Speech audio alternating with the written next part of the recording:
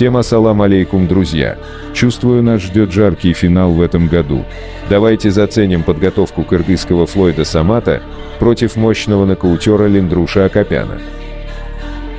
Акопян пообещал нокаут во втором раунде. Постоит ли он за свое слово, мы увидим скоро. Поэтому ставь лайк и подписывайся на канал, чтобы не пропустить это видео. Под прошлым видео многие писали, что какая же у них разница в весе. Давайте посмотрим отрывок из конференции. Но к этому бою я скину вес специально, чтобы там не говорили, что я весом больше. И мы с ним проведем бой, два стиля, покажем красивый бокс, оба боксера. Самат раньше не встречал бойцов такого стиля. Как думаете, как он должен действовать в такой ситуации? Стоит ли Самату держать его на дистанции, в чью пользу и в каком раунде, интересно, закончится бой?